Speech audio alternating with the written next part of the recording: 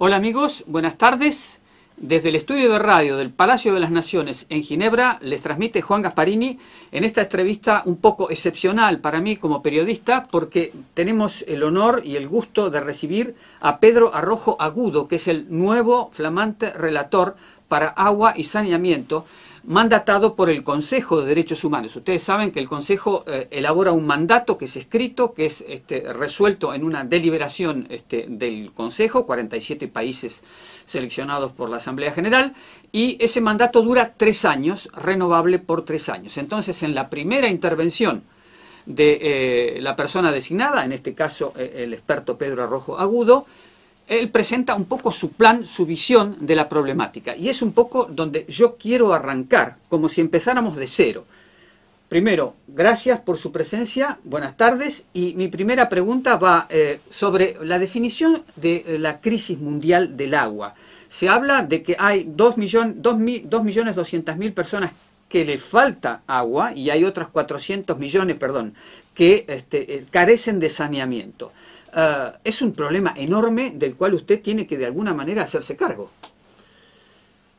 Por lo menos hacernos conscientes. No tengo la capacidad de poderme hacer cargo, sería demasiado. Naciones Unidas siquiera tampoco, pero sí por lo menos de hacernos conscientes, ¿no? Y de clarificar por qué estamos en ese punto, ¿no? En lo que yo llamo una crisis global tan grave como paradójica. La crisis global del agua en el planeta agua, el planeta azul. Exactamente. Como hablamos de billones ingleses y de billones españoles que son distintos, pero digámoslo en terminología en España, 2.200 millones de personas sin acceso garantizado al agua potable y 4.200 millones sin acceso a un saneamiento básico, 3.000 millones sin acceso a una pileta donde lavarse las manos con cierta frecuencia ahora con la COVID. Esta es la situación de este mundo ya en el siglo XXI. Ahora, hay una cantidad suficiente de agua, el problema es que hay mucha agua que está contaminada y no se puede utilizar para la vida cotidiana, ¿es así?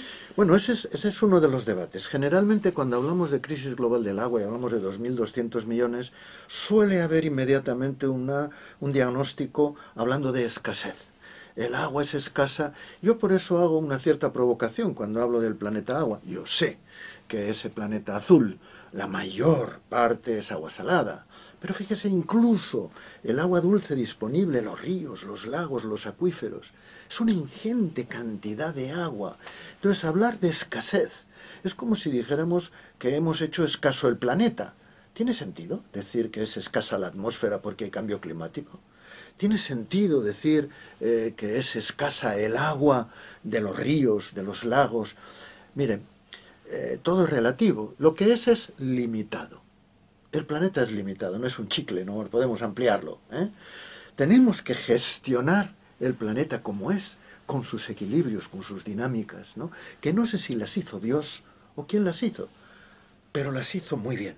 Entonces hay que impulsar una gobernanza del agua nueva, con otros criterios. Exactamente. Primero, permítanme solo terminar la referencia a la escasez. Yo digo, podemos hacer escasa el agua, ciertamente. El cambio climático la hace escasa en el semiárido extremo, en zonas que incluso pueden llegar a ser inhabitables por escasez. Pero mire, la inmensa mayoría de esos 2.200 millones de personas, que es mi núcleo de referencia cuando hablo de derechos humanos, la inmensa mayoría no son personas sedientas que no tengan agua en su entorno de vida. Si viven donde viven es porque había agua, porque hay agua. Son 2.200 millones de personas gravemente empobrecidas que viven al lado de ríos, acuíferos o fuentes contaminados. Esa es la clave. Por eso yo digo que el reto para afrontar esta crisis global del agua en el planeta agua tiene varias claves. La primera, hacer las paces con nuestros ríos. Recuperar la salud de nuestros ríos, porque esa forma de recuperar la salud de las personas que dependen de ellos.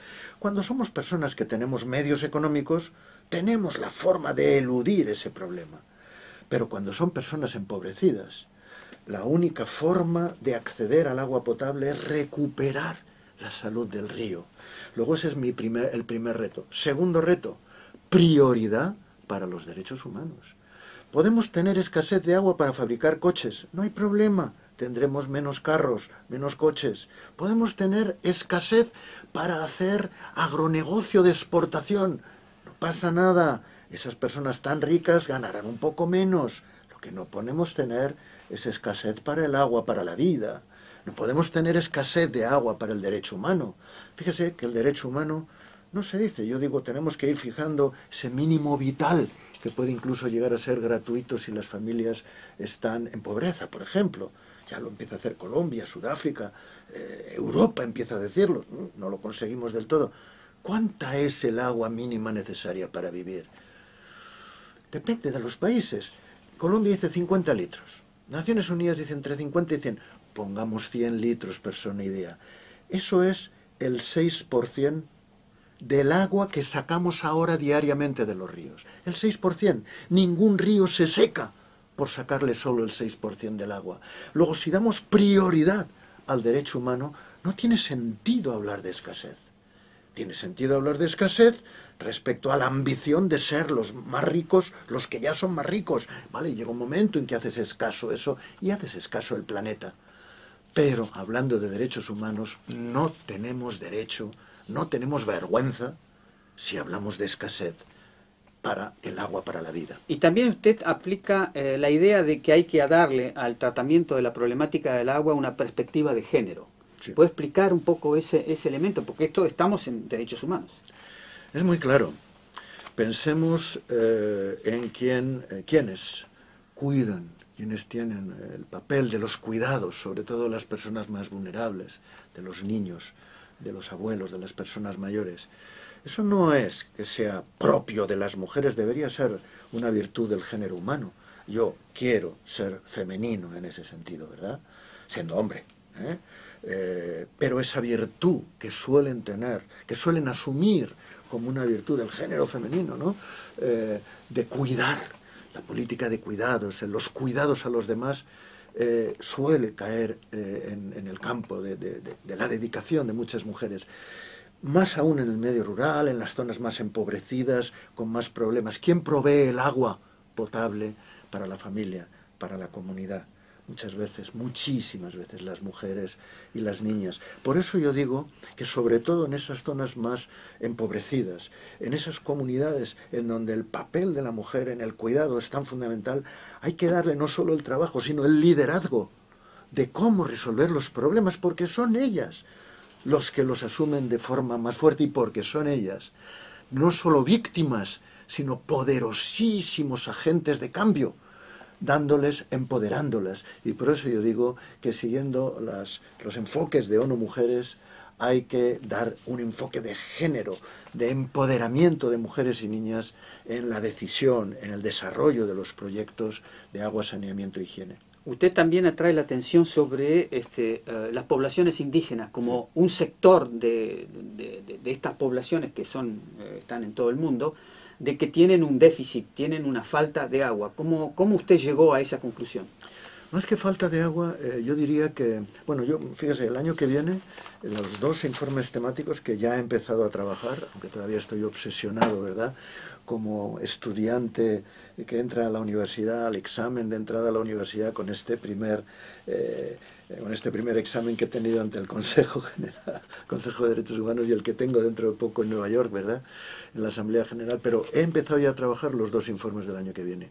Uno es sobre derechos humanos al agua y el saneamiento en pueblos indígenas y el otro en comunidades campesinas empobrecidas, comunidades rurales. ¿Por qué? Primero porque es mi obligación dar prioridad a los sectores que más sufren, que más difícil lo tienen, que más retos tienen que superar para llegar a cumplir sus derechos humanos. Y ciertamente las comunidades rurales empobrecidas y pueblos indígenas son pues, fruto de la historia, fruto de la dominación, de la marginación, del empobrecimiento. Pero fíjese, cuando hablo de pueblos indígenas yo digo, igual que le he dicho ahora de las mujeres, no son solo víctimas, son sobre todo, yo lo veo así, como poderosos agentes de cambio en 2 grandes terrenos, en lo que se refiere al agua y al saneamiento, y en otros. Uno, en su cosmovisión de respeto a la naturaleza, de respeto a los ríos, a veces de veneración incluso, religiosa incluso, a los ríos, a las fuentes, a los humedales. Eso en la modernidad del mundo desarrollado le llamamos sostenibilidad. Pero ellos lo vienen diciendo hace mucho y practicando. Por eso yo digo que la nueva cultura que yo predico debe de basarse en la ancestral sabiduría del agua de las comunidades autóctonas, indígenas, ¿no? Segunda lección que yo creo que nos dan y que debemos aprender y prestar mucha atención. Yo en mi informe voy a prestar toda mi atención para intentar aprender. El enfoque comunitario. Entender que el agua no puede ser una mercancía. Que el agua, la tierra, son parte de bienes comunes que nos dan la vida a la comunidad. Y entonces a través de ese respeto y de ese cuidado comunitario, que nadie quede fuera. No one behind, ¿no? Que nadie quede atrás. Bueno, pues eso ya nos lo dicen las comunidades indígenas. Cuando es un bien comunitario, nadie queda fuera. Es de todos.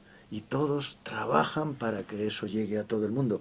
Igual al más pobrito, igual al que tiene retraso o dificultades de cualquier tipo, la comunidad lo arropa. Bueno, pues yo pienso que la visión comunitaria en la gestión de agua, y ahora estoy en relación con los 80.000 acueductos comunitarios que hay en América Latina. Impresionante. Muchos indígenas, muchos otros campesinos. 80.000, 40 millones de personas se estima, están siendo abastecidas por sistemas comunitarios, donde hay cosas que no se harán del todo bien, seguro, ¿no? Nada es ideal.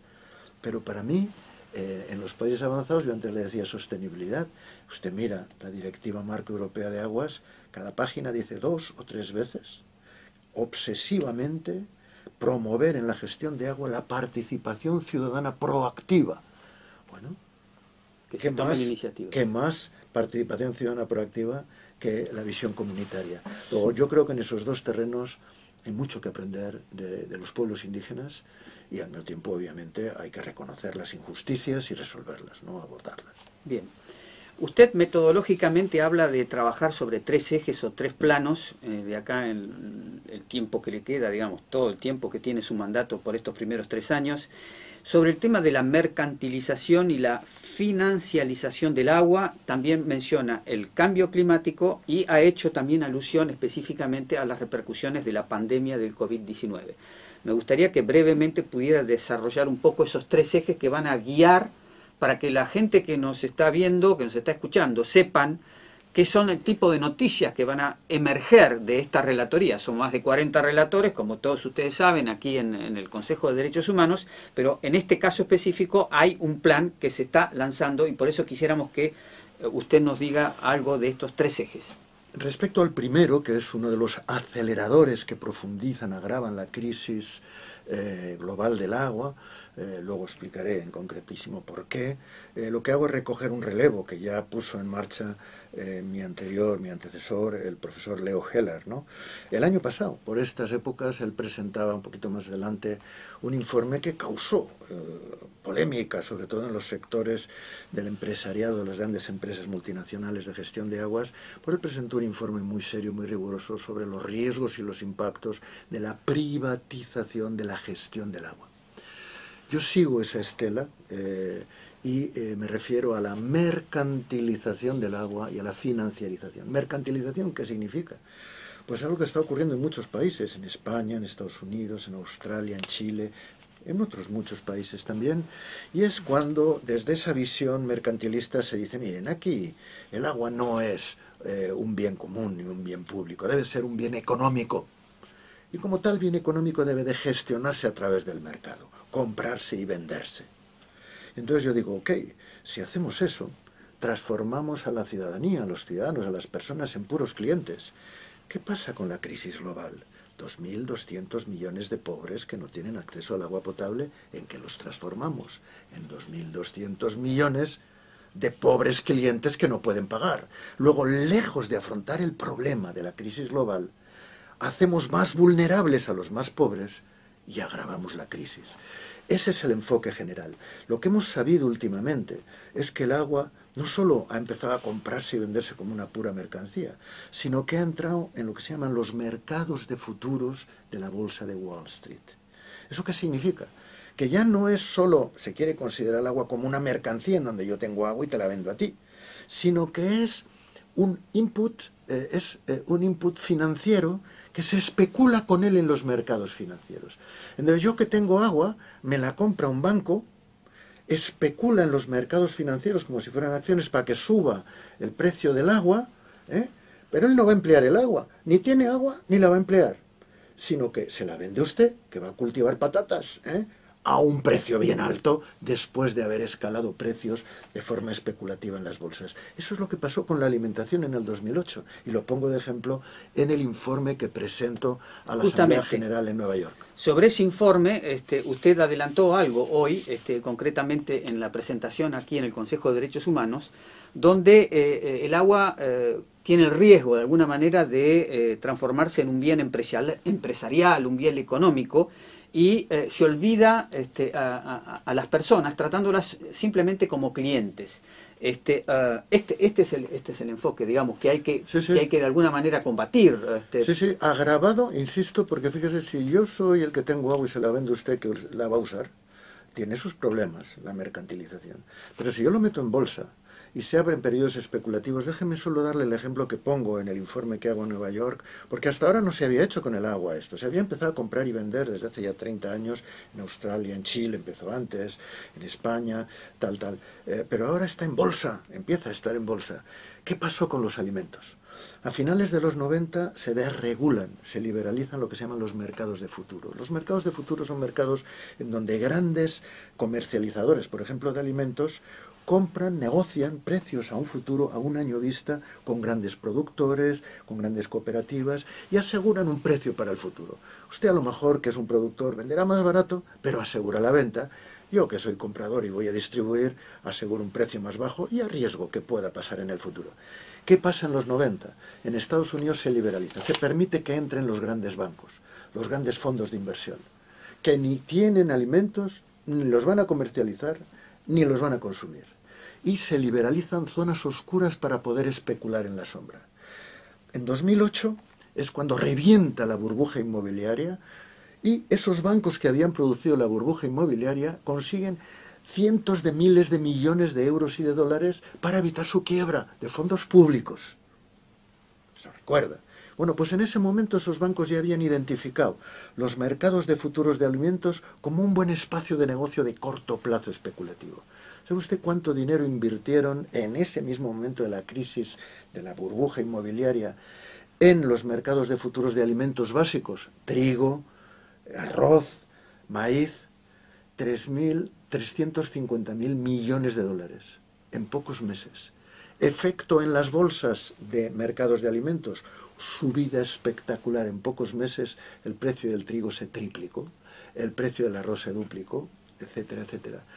Fruto de esas subidas brutales de precios especulativas, que no eran de mercado, eran de especulación, el Banco Mundial mismo estima que cerca de 200 millones de personas ingresaron en la pobreza extrema y en el hambre.